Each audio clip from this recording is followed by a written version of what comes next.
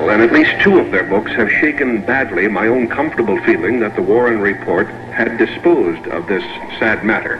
There are literally hundreds of statements of this kind that one can find now. So, with that preamble, here is Mr. Jim Garrison.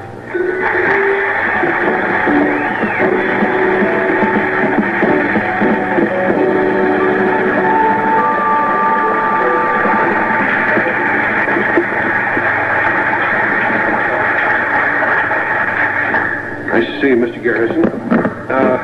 I have studied your book very carefully, and I've underlined, I should say, a very remarkable piece of work, however judged. And it might be interesting, before we put our first question to you, if we take a little audience survey here. There's nothing official about it, obviously. We only have, I think, about 250 people in the room here at the moment. Would those of you who think that the Warren Report leaves something to be desired, that the whole truth, in other words, about the Kennedy assassination has not as yet really come out and was not represented in the Warren Report, will those of you with that kind of reservation about the Warren Report please applaud?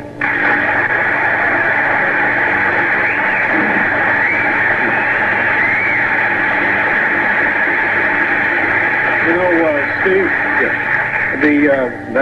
Lewis Harris is a friend of mine, although I don't want you to think he's subjective because of that. The pollster told me that approximately 91% of the American people do not believe the Warren Report, and the 9% of us who do believe in it, I'm in that group, we get together once a year and have a party. Anyway, to continue, you were saying... It is interesting that almost all of our audience has some reservations. However, let's take the other side of the coin here just briefly before letting Mr. Garrison speak. Will those of you who think that the Warren Report is about as reliable as any human document can get, if you had complete faith in it, in other words, would you applaud? It's interesting. Only about 4 people in our audience. Does that somehow encourage you, Mr. Garrison, in your own theories? Well, yes, Steve, it certainly does. It confirms my belief in the common sense of the American people. And their awareness that many things were hidden in the federal investigation, and particularly in the Warren Report. And of course, that is partly the subject of my book. Actually, as you know, having read it, my book has a broader topic. It really involves how we got in Vietnam, the American crisis today in Vietnam, and the relationship of John Kennedy's assassination to our involvement in the Vietnam War. How did you personally become involved in the case of the Kennedy assassination? Well, that was, it seems like a century ago, really, but because the federal government hasn't been too cooperative, and I've been over so many hurdles in the last 3 years. Actually, we stumbled across one of the people involved in the assassination within 72 hours by accident. New Orleans had been used to condition Oswald and set him up as a scapegoat to create a believable background of him as a leftist, and also to Cubanize him, to give him a Cuban background for reasons I'll explain later. And my office has had a custom for some years. I've been in office 8 years, this is the 9th. When there were unusual murders, we've usually met on the weekend, and even if it was somewhere else in the nation, and if there was any indication that New Orleans was involved, we'd go through our files and see if there was some kind of lead that might help that other office. For example, in the case of the Chicago murder of the 8 nurses, since a seaman was apparently involved because of the types of knots and the ropes, we met on the weekend and went over all charges we had over the years against seamen. On this particular occasion, we happened to stumble across, in our weekend meeting, the weekend that John Kennedy was killed, we stumbled across an associate of his that had been with him constantly in New Orleans in the summer of 1963, named David Ferry. An associate of... Lee Oswald. Yes. Yes. And, of course, by that time, Oswald had been killed. All this happening in a matter of 48 hours or so. So I sent my staff out to Dave Ferry's house so we could question him. And we found he was gone. We found an apartment full of arms and guns and this sort of material, but he was gone and gone to Texas and hadn't returned yet. Well, under the circumstances, we were increasingly interested then, so we set up a stakeout, and when he returned from Texas, we got him and questioned him and asked him why he went to Texas that weekend. And his explanation was that he'd gone to Texas the weekend of the assassination in order to go ice skating, because he hadn't been ice skating for years. And of course, I have no feeling against ice skating as a form of relaxation. But under the circumstances, I felt that he had driven 8 hours through one of the worst thunderstorms in years. I felt that driving through a thunderstorm for 8 hours to go ice skating in order to arrive in a state where the President of the United States was killed was a rather unusual circumstance. Can one ice skate in New Orleans? I don't think you can ice skate in New Orleans, but I think there are places closer than Texas to go ice skating. And so we felt that that was a rather inadequate explanation of the circumstances, because we had the President of the United States had just been killed, and then a police officer had been killed in Dallas, and then the man who allegedly killed the President had been killed, and all of a sudden, when we encounter the name of an associate of Lee Oswald's, we find that he'd just come back from Texas where he'd been ice skating. So we contacted the FBI and arrested him to turn him over to the FBI. And to our astonishment, the FBI showed no interest at all. And we pressed by actually calling the Dallas police, who contacted the FBI there.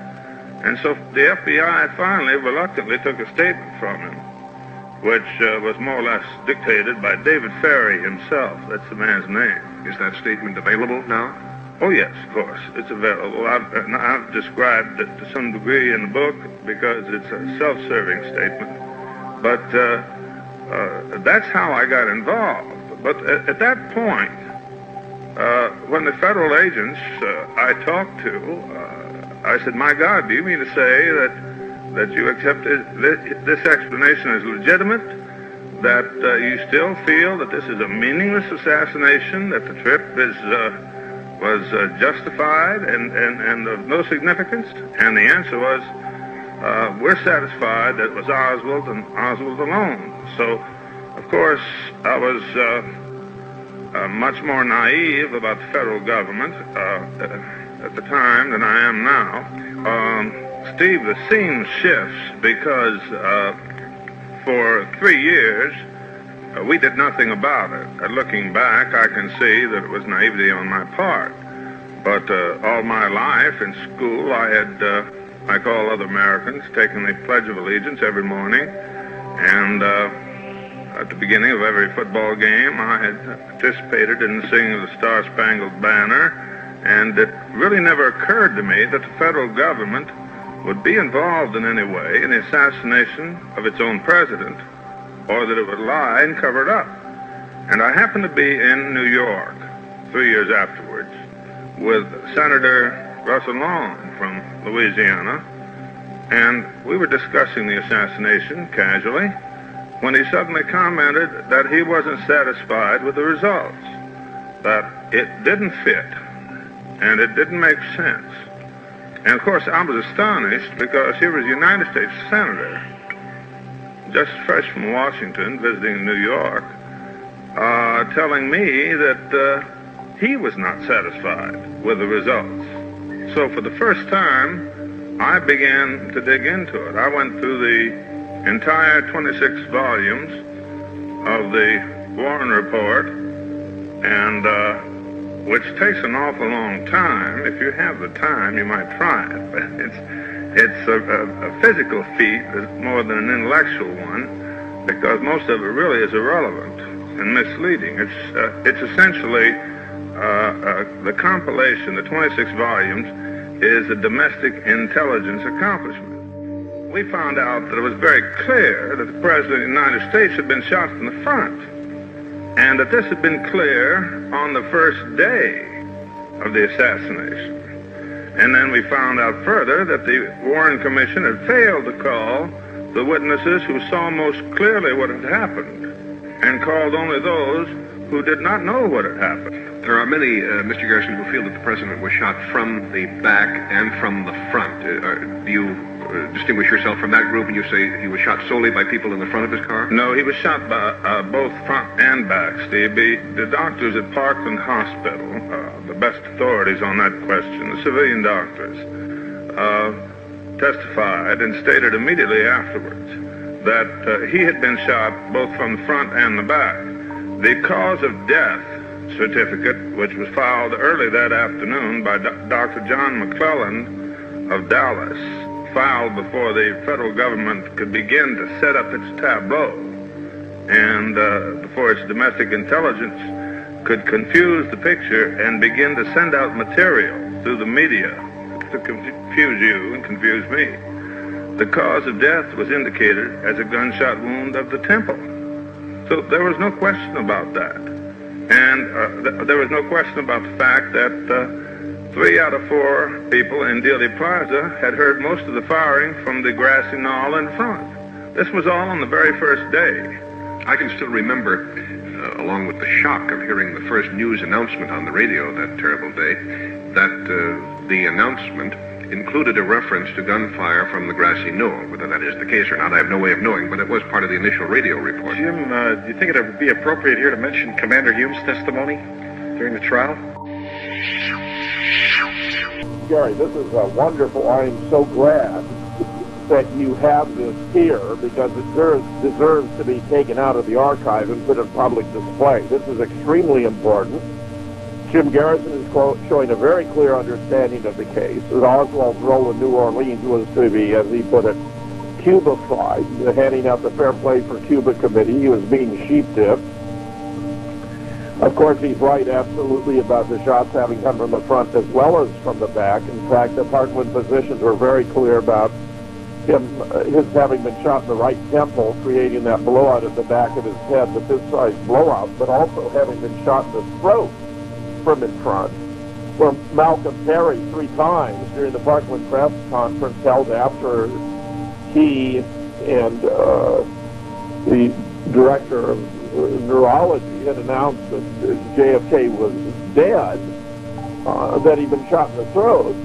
So, you know, he's being very accurate here about finding the best sources on the medical evidence, the Parkland physician, which has remained the case to this very day, and about Oswald's role, being sheep-dipped in New Orleans to play the role of the patsy so that aspersions could be cast on Castro and indirectly on the Soviet Union. And I particularly like that Steve Allen took this survey of his audience to see what percentage believed that the Warren Commission had fallen short and what percentage thought that it was more or less intact and whole. It makes my admiration for Steve Allen grow enormously.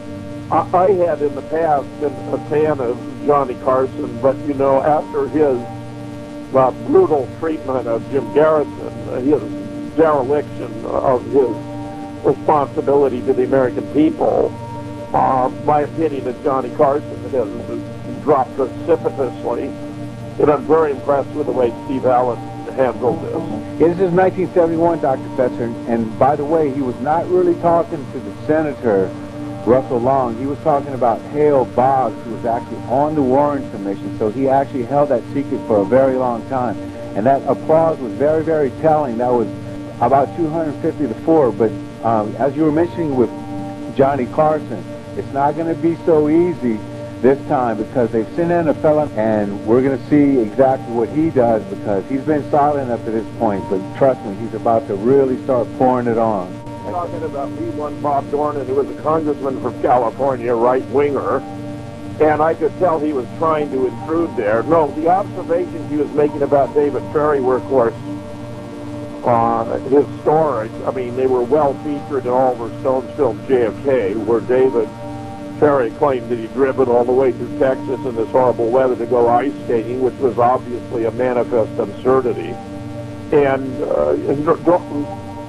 Garrison is, of course, talking about his book on the trail of the assassins, which happens to be my wife's favorite book about JFK. So he must have spoken both with Senator Long, but also with the Congressman Hale Boggs, Gary, because when he talks here about Senator Long, I believe he is speaking about Senator Long, and if he also had conversations with Hale Boggs. I mean, I know Hale Boggs was unsatisfied with the situation, but there was a reconstruction of a conversation with Senator Long in Oliver Stone's film. So I'm confident that had historic roots. Well, what do you think about the Dallas FBI saying that there was no need to investigate David Ferrie, an associate of Lee Oswald? Yeah, it's all predictable. I mean, of course they're involved in the cover-up. They don't want to hear anything about it. So when they're basically boxed in by Jim Garrison to discuss it, they're gonna treat it in the most perfunctory, exculpatory fashion possible by allowing David Ferrie to tell his own story. And then they're simply going to accept it, without any investigation, questioning whatsoever. So I think this is all very, very interesting and very, very good, setting things up for... all right. So we're going on to... Yeah. We're going on to Commander Humes now. So here we go. We'll back it up just a hair. Well, then we jump, appropriately enough, though, it'd be about time, we jump to Bethesda Naval Hospital. The government succeeded in accomplishing what normally it would not be able to accomplish in another city. Succeeded in getting the body of the president out of Dallas without an autopsy. In other words, Air Force One, as I pointed out in the book, didn't so much take off as it made a getaway. And along with Lyndon Johnson, the new president, who had taken his oath of office as soon as possible because the country was in great danger, he thought. Of course, immediately after the oath, the danger seemed to subside. But meanwhile, the plane took off with the body of the president, and no civilian autopsy had been conducted. Then the body was placed in a controlled environment, the military hospital of Bethesda, and there the autopsy was conducted. After the autopsy, Commander Humes, who conducted the autopsy, burned his notes, which is probably the first time in history that a serious autopsy resulted in the burning of the notes. Furthermore, the autopsy at Bethesda never was completed, because we found out, and one of the curious things about this was so many things like this we were able to bring out at the trial, that we were pleased with the outcome and thought we had accomplished things and that hadn't been known before. We found none of this came out in the media, for example, for most of you to know. But we found out in a trial, by cross-examining, questioning one of the pathologists, that the autopsy was not completed because a general appeared and ordered them not to examine the wound in the neck because it was an entrance wound in the front, and the bullet had not come out of the back. And he was not a physician. The general? The general. No, he was not a physician, but he was a general, which apparently is more important. Which brings us to the uses of power. Yes, and at the moment brings us to a commercial. We'll be right back. All right, Dr. Spencer, talk to us on that one.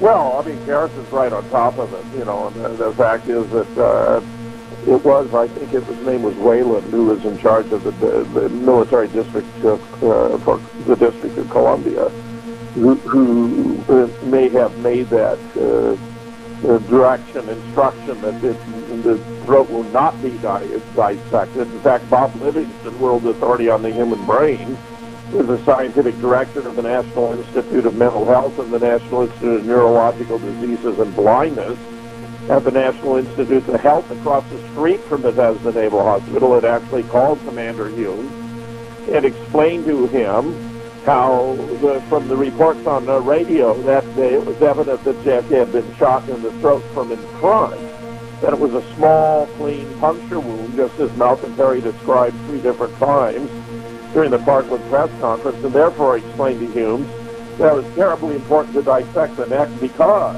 and this is so ironic in retrospect, if there were any evidence of shots from behind, then there had to have been at least 2 shooters and therefore a conspiracy.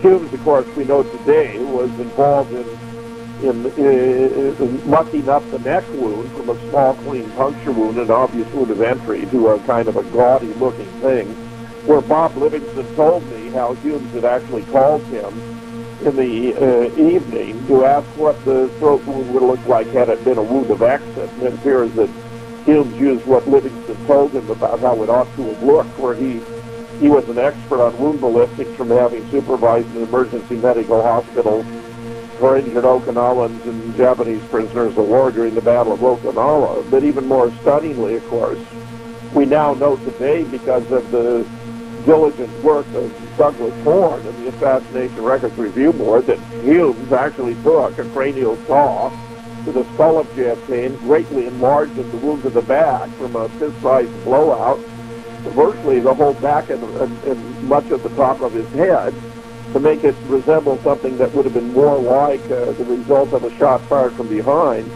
But where, when the ARRB deposed Thomas Evan Robinson, who was the mortician who prepared the body for a funeral and who spent more time with the body than any other human being, was asked about a diagram that J. Thornton Boswell had drawn with some dotted lines, he explained, oh no, the doctors did that. Where he'd observed this along with Ed Reed, who was a technician at the Bethesda Hospital. Humes was so arrogant, he actually performed this surgery to the head, where David Lifton brilliantly picked up on it from the Siebert and O'Neill report when there was mention of surgery to the head. By Humes, who I think was too clever by half, where Humes is not really that smart a guy. And he put his foot in it big time, and Lifton was astute enough to pick up on it. But everything Garrison is saying is absolutely right. And what Dornan is doing, obviously, in introducing Humes, is wanting to go to the official Bethesda autopsy report. But, you know, Garrison's not letting him get away with it, Gary. Well, he's just getting cranked up. Here we go. Bob, I was just noticing as I was getting set to bring you out a story from Time magazine back in 1966. I'll just quote briefly and get your comment on that to start off with. What month? November 11, 1966. For many who believe that there was a conspiracy to assassinate John Kennedy, the most mesmeric argument of all is that an extraordinary number of people involved in the case, however remotely, have since lost their lives under mysterious circumstances. As of last week, and this again was 1966, the toll had reached 14. It may now have, the number may have gone higher. Does that seem to you a fact of any significance? Well, I think, Steve, that it's just one of those quirks of fate that would be similar to the strange circumstances surrounding the parallel between Lee Harvey Oswald and John Wilkes Booth, and Kennedy's secretary being named Lincoln and Lincoln's secretary being named Kennedy, and the fact that they were both shot in the presence of their wife in the back of the head. It's almost like the unbelievable Shakespearean situation that both Kennedy brothers were shot in the back of their heads in front of their wives. And who would have ever dreamed that two political figures of their importance could ever be killed in a few short years? Sirhan fired from the front, which was quite a trick. But well, no interruption. No, if you've seen, fortunately with the Sirhan case, we have Rosie Greer and George Plimpton and many, many eyewitnesses that pounced right on the man. Now, if Sirhan had somehow or other miraculously escaped, I'm sure that he would be worked into Garrison's book, and that Sirhan would be accused of being a right-wing Arab financed by Texas Oil, who was a close friend of Lee Harvey Oswald. Fortunately, we had him. Now, let me just say, in summing up what I've listened to, Steve, that I think that this is indicative of a national madness that's going on in our country today.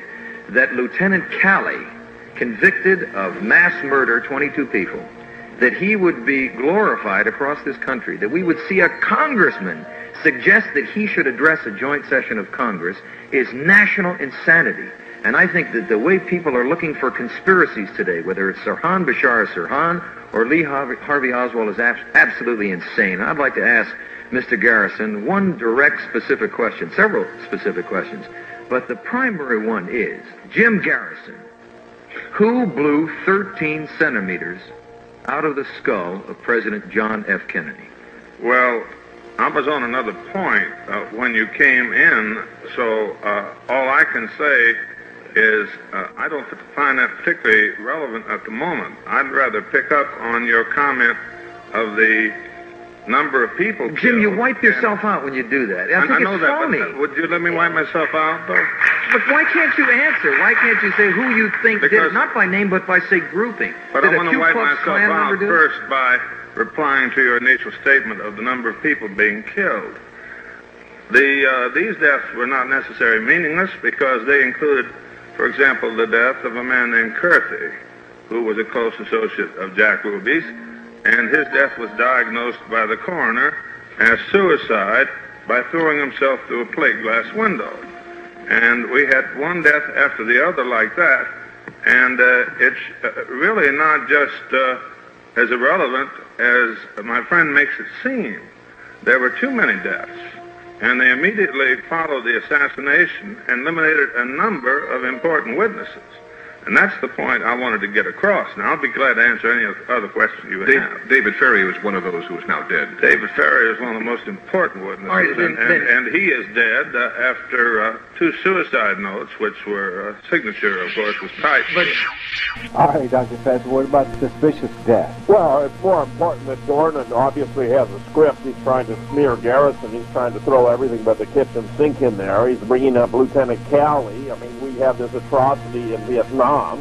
It was one of the few that was exposed, but as John Kerry, when he was a decent human being, testified to Congress. There were many actions like that in Vietnam, and there's no good reason in the world why B1 Bomber Bob ought to be bringing this up, except that he's trying to create this sense that there's some kind of national loss of sanity, which is frankly quite absurd. To me, listening to Dornan is a very disgusting experience. He's clearly a shill for the CIA here. He's been well prepared to try to come and paint Garrison in the broadest strokes as though he had lost his way, when Garrison, in fact, is the most intelligent and responsible public official in the United States at that time. And in fact, by comparison, in many ways, since the death of JFK. There are, of course, we know today, around 100 strange deaths. And the fact of the matter is, Garrison's staying right on top. All these deaths were very suspicious. Richard Belzer has written a new book about JFK, The Dead Witnesses, is more detailed and thorough, but there are quite a host of them. And you know, the Dornan is trying to play this up and suggest, oh, it was just a circumstance like Kennedy having a secretary named Lincoln and Lincoln a secretary named Kennedy, and that they were both shot. Notice how he starts talking about shot in the back of the head when we'd already been established by Garrison that he'd been shot in the right temple. Though they're not talking about the throat wound, we have that in addition. So it's Dornan trying to play a sleight of hand here, which I find completely and utterly despicable. You know, Dr. Fetzer, it's possible that was Mort Saul that said the JFK coincidences with Lincoln. Oh, it may have been Mort Saul. Yeah, I'm not looking at the video, so I'm not seeing that there's a third party there. You know, Mort Saul is a pretty good guy, but Dornan is not. So let's hear more about it from Jim. Yeah, sometimes it's a little difficult because it's only audio of this. It's Pat Valentino that actually recorded this with a tape recorder, I believe, right off the television, and it's very rare. There has been some work on it, but I just really felt it was worth listening to. So, oh yeah, I agree, Gary. Let's go with it. All right, here we go. Another segment. I wanted to get across. Now, I'll be glad to answer any other questions you have. David Ferry was one of those who is now dead. David Ferry is one of the most important witnesses, All right, and he is dead after 2 suicide notes, which were, signature, of course, was typed. But, Jim, by strong innuendo, you're saying that Lee Harvey Oswald somehow or other was working for, and this is the gist I get out of every time Mort appears or you appear, was killed somehow or other by right-wing, warmongering, military, industrial, capitalist, pro-Lyndon Johnson extremists. I have no idea where you reached this conclusion. Well, you say I make rather clear in the book we're talking about that Lee Harvey Oswald was a young employee of the Central Intelligence Agency. And he was killed by Jack Ruby, who also was employed by the Central Intelligence. Right, now there, Jim. There is where your case totally unravels into a position of, I feel, idiocy. Wow. Here is a pathetic, nebbish man sticking his finger in light sockets in his cell. Jack Ruby, standing on the edge of his bunk, falling on his head, trying to kill himself by bumping himself on the head, screaming that they're torturing Jews outside. The idiocy of Warren going into the cell alone and not tape recording the interview, I grant you, is ridiculous. But if this country has to choose between Earl Warren and Jim Garrison, I think that's indicative of the plight that we're in. Well, I think that the people have indicated their choice already by the applause at the beginning of the program. Well, maybe they question the conclusions of the Warren report. Well, we also see people cheering for a man that shot little women and kids at 5 feet from the point of his gun and suggesting that he be made a hero. If you took a listing of the 2.5 million men that have served in Vietnam and tried to pick out of that list that would stretch for miles, trying to pick out a man to address a joint session of Congress, Khaled would be number on the bottom, or third from the bottom, second from the bottom. He'd want to be the last one.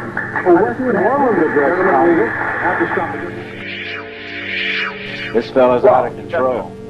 You get a lot of double talk from Bob Dornan, who clearly has been instructed to try to ridicule Jim Garrison as often and as strongly as possible. And as I observed before, it's despicable behavior. These are unsupportable smears. He's trying to put words in Garrison's mouth. Garrison's emphasizing the role of the CIA.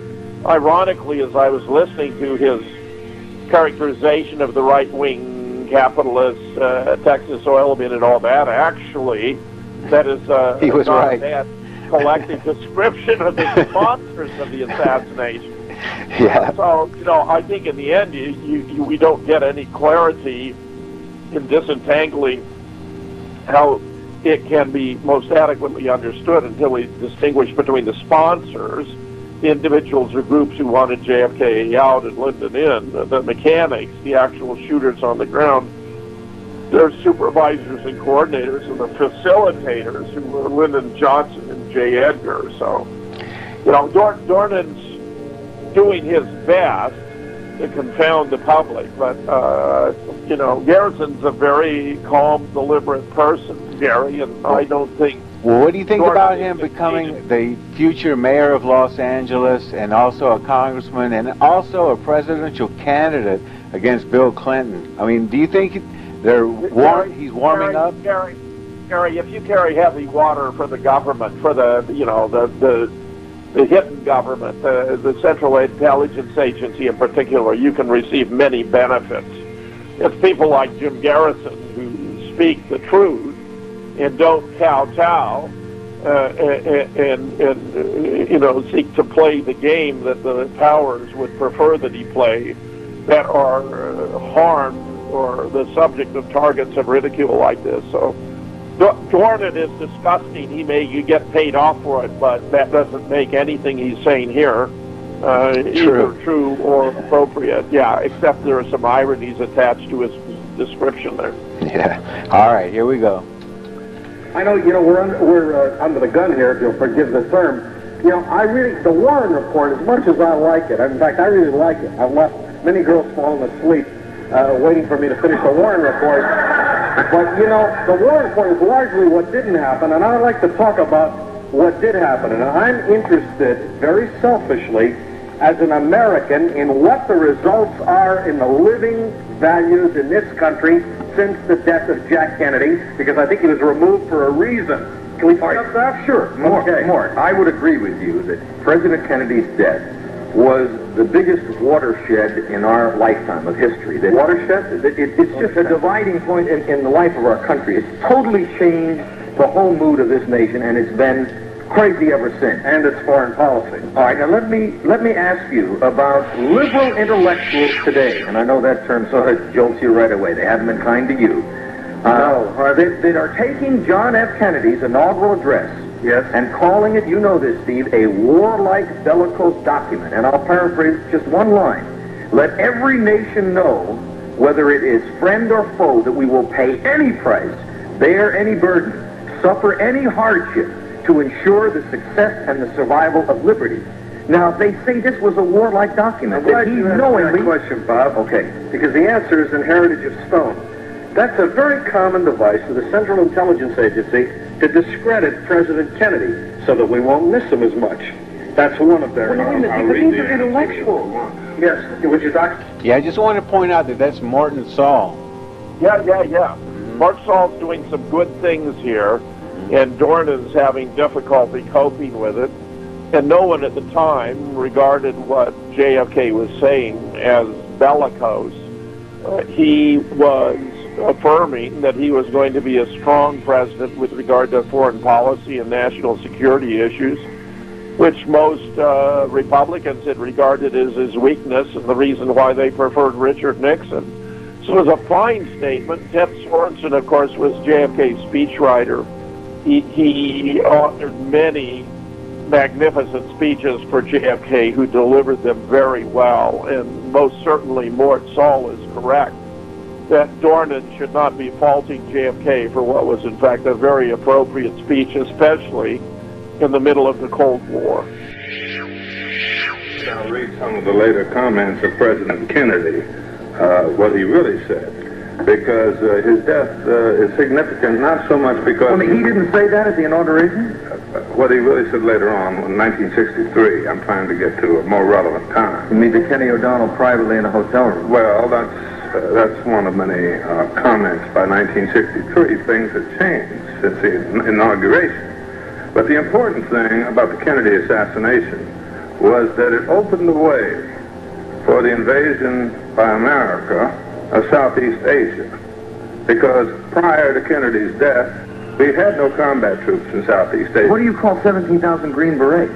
Well, now, we call them advisors. Everyone was an advisor, and many people know it, but an advisor actually is a standard position in the Army. Kennedy, to the day of his death, refused to send a single combat soldier over. And let me give you an example. Are you where the Green Berets got the combat infantry? You don't mind if I finish a sentence, do you? But no, Joe, of course not. Thank you very much. Now, here's one of...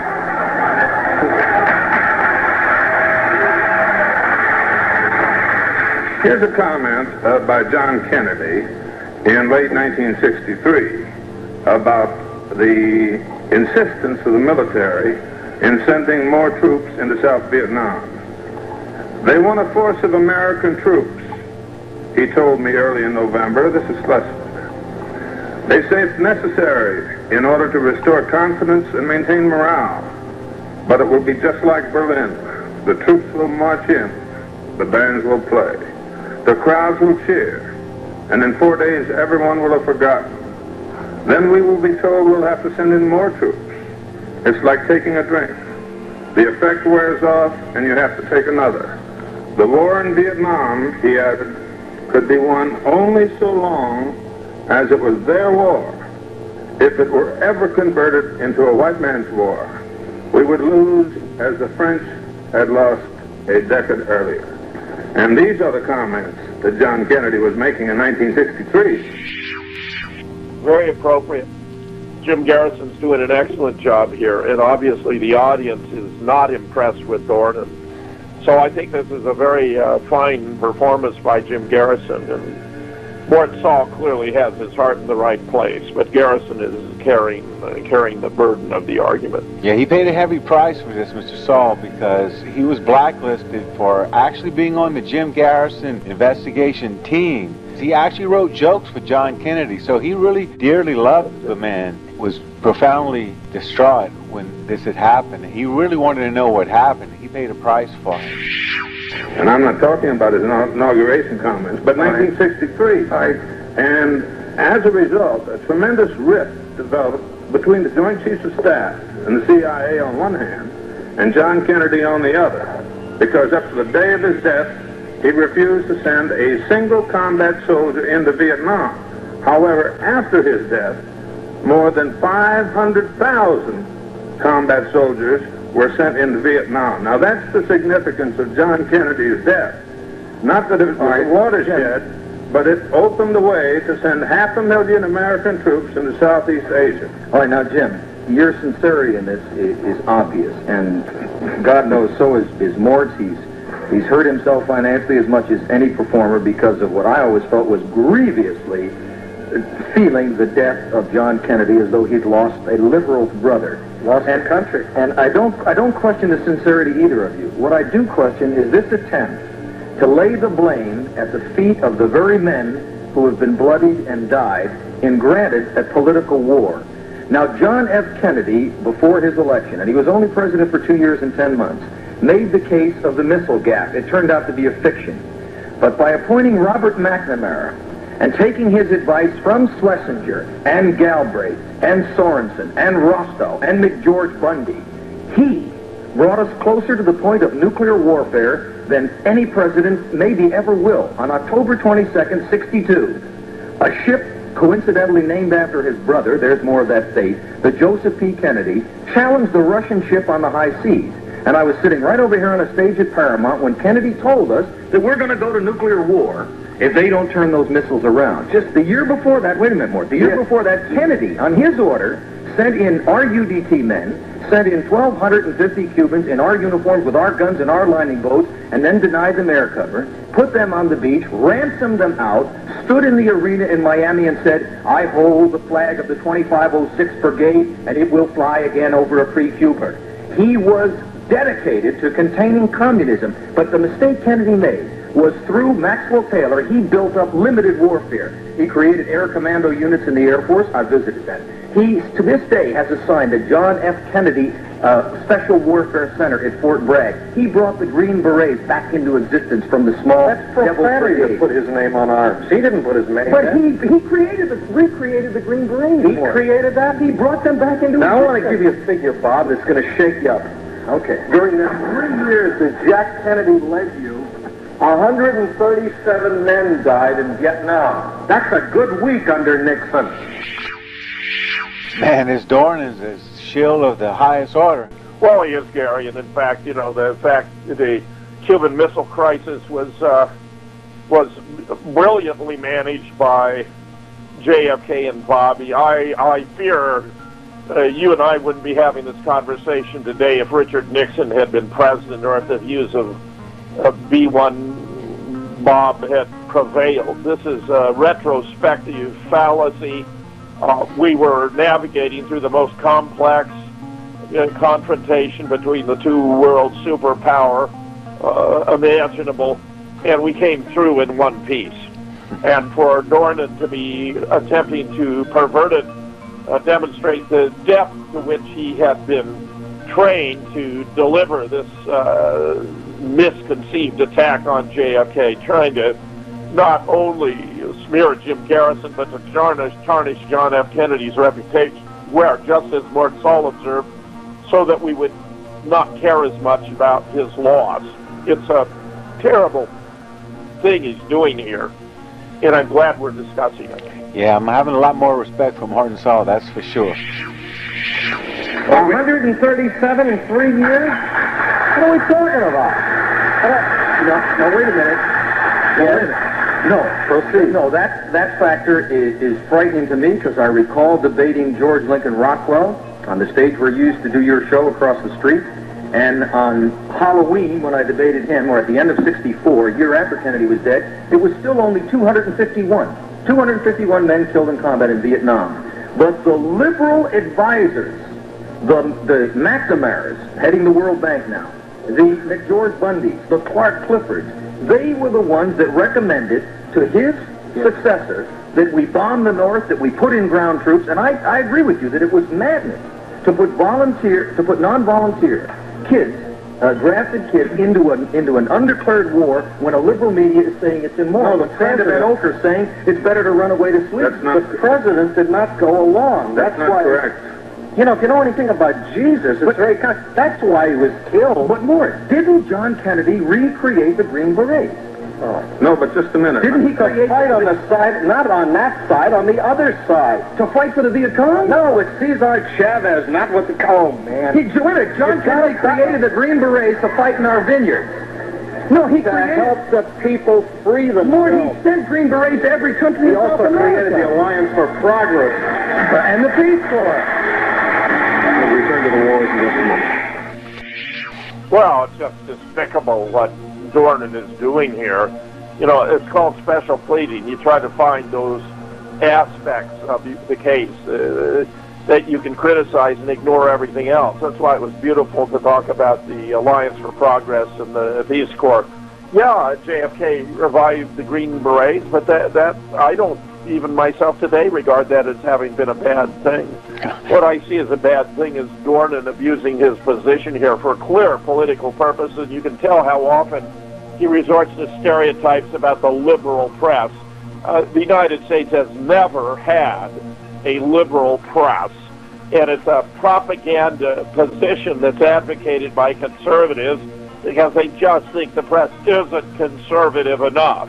And Dornan was a John Birch Society guy all the way, and there's no doubt that, you know, a moderate or reasonable press would, in his eyes, be a liberal press, which is just one of many forms of distortion that he's promoting here on this program.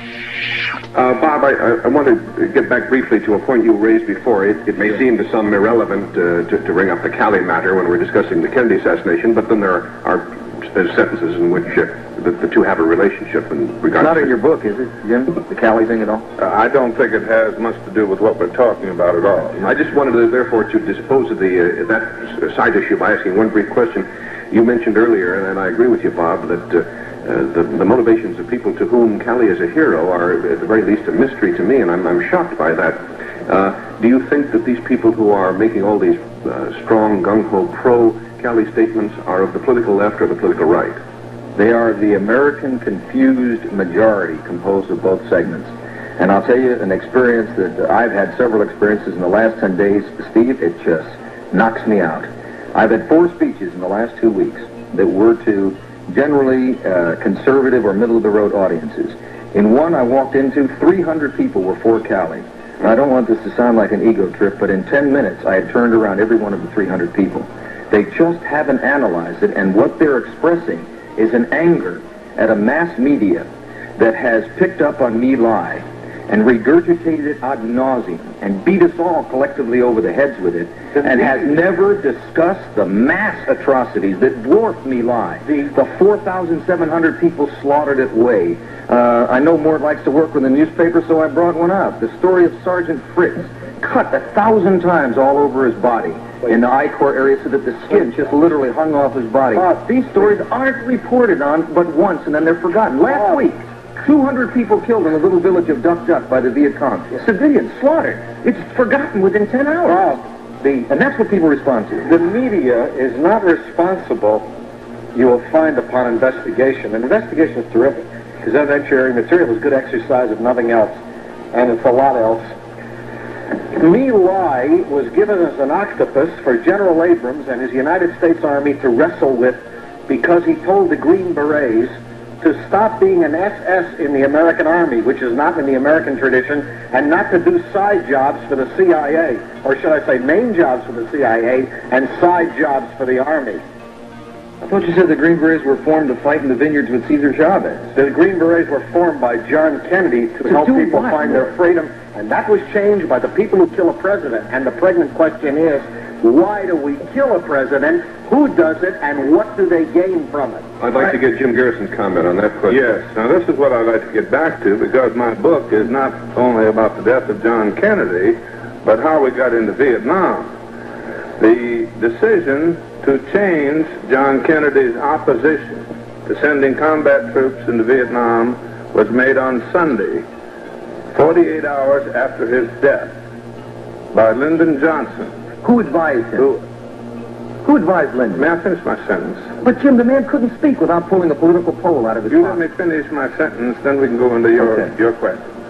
Lyndon Johnson met in Washington after the eulogy for John Kennedy, while John Kennedy's body was still on the catafalque, and met with Henry Cabot Lodge, the ambassador to Vietnam. And you'll find this in a book by Tom Wicker of the New York Times called LBJ and JFK.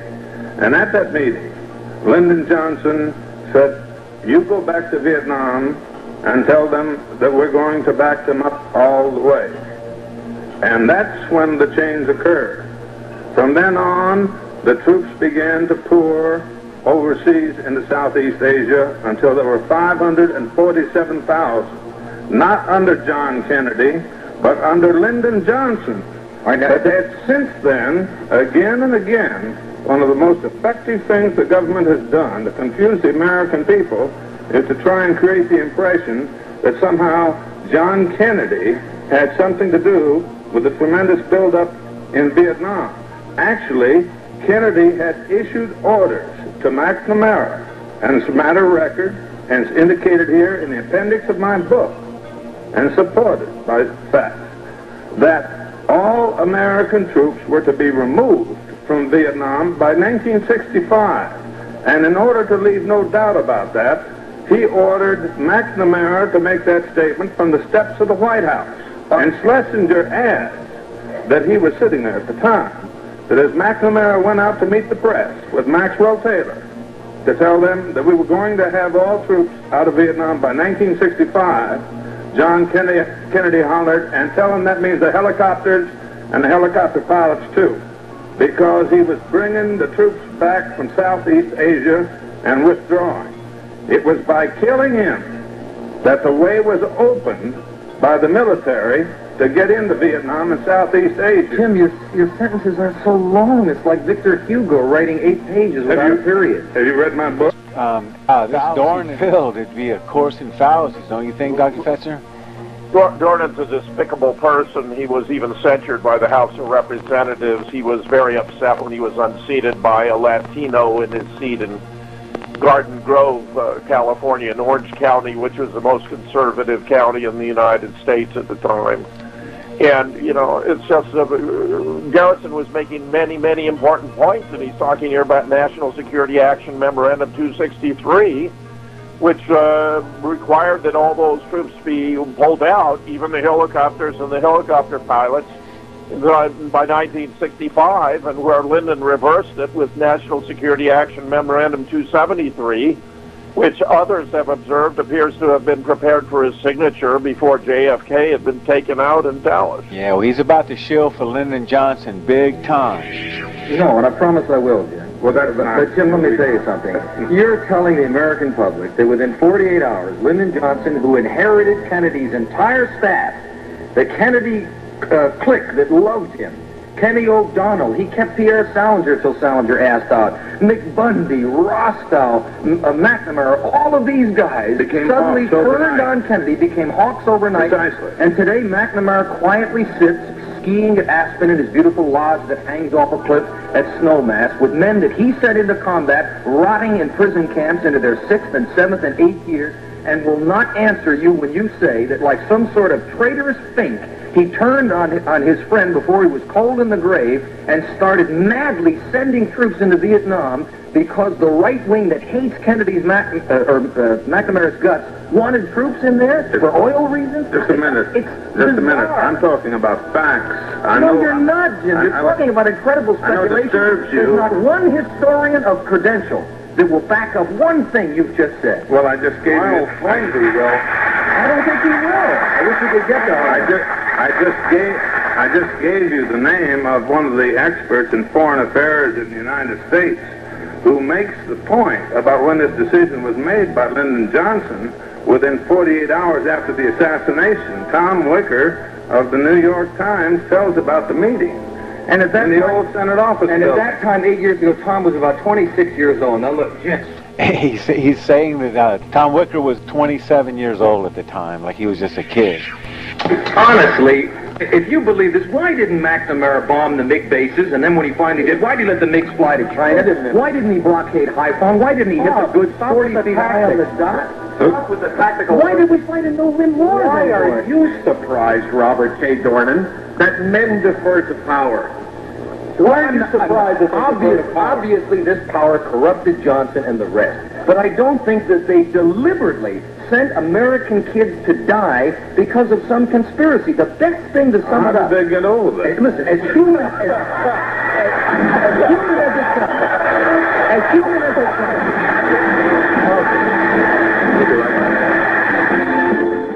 Well, Gary, yes, I mean, Dornan's throwing in every possible right-wing plot or plan for how to defeat the Vietnamese on the assumption that the war was going forward. He was talking about not bombing the MiG bases and all this other stuff. It's complete rubbish. JFK was getting us out. And Dornan's talking about why did he do a whole host of aggressive actions if we had stayed in. He was going to spare the United States the loss of 50,000 young Americans and 2 million Vietnamese who died during the conflict that was brought to us by Lyndon Johnson and the powerful forces supporting him, which was one of the most important reasons that JFK was taken out. It's just a disgusting situation here that Dornan should be so abusing history, and it was very cleverly scripted for Dornan. He's adhering to a script that was written for him by the CIA. Well, he was openly in military intelligence. It has to be the case or in any of these stories that we ever cover. All right, Dr. Fetzer, and we'll talk to you on the next time. Great, Gary. Great. Terrific. Good work. All right, we'll talk to you soon, Dr. Fetzer.